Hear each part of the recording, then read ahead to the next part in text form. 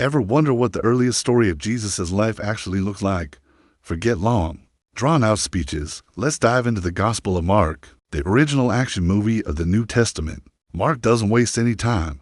From the very first line, we're off and running, following a Jesus who is constantly on the move, full of power and authority. Right away, Mark throws us into the whirlwind of Jesus' ministry. He's not just a teacher, he's a man of action. One moment he's calming a terrifying storm with just a few words.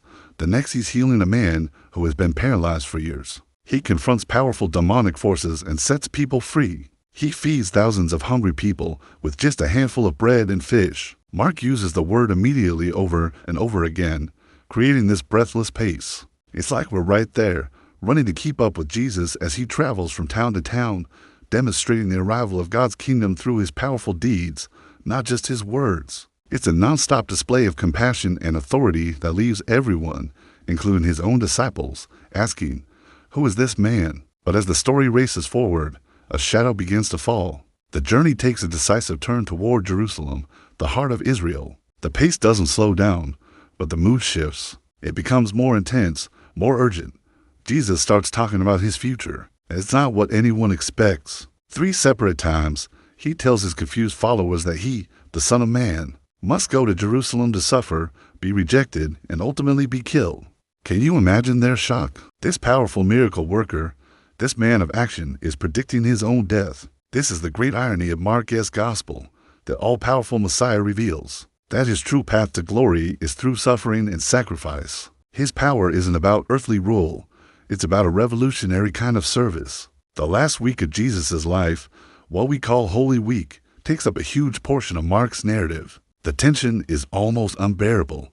He enters Jerusalem to cheers, confronts the religious leaders in the temple, and shares a final, poignant meal with his disciples. Then, in the Garden of Gethsemane, we see a raw, human side of Jesus. He's in agony, praying to God, yet still committed to his path. The betrayal, the arrest, the sham trials that all happened so fast. Mark's account of the crucifixion is brutal and stark. Jesus is mocked, beaten, and hung on a cross between the criminals. His final words are a cry of anguish. My God, why have you forsaken me?" At the moment of his death, a Roman centurion, a complete outsider, is the one who finally gets it, declaring, "Truly this man was the Son of God." His body is taken down and laid in a tomb. It seems like the end of the story, but it's not. 3 days later, a few women who followed Jesus go to the tomb to anoint his body. When they arrive, the massive stone is rolled away and the tomb is empty. A young man in a white robe tells them,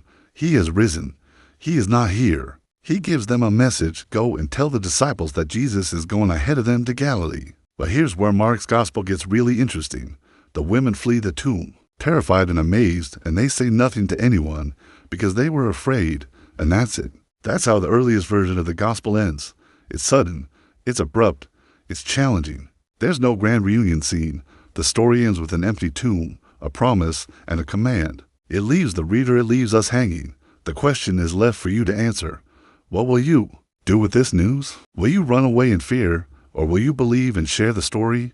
That's the power of Mark. Thanks for watching. If you found this interesting, be sure to like and subscribe for more deep dives into ancient texts.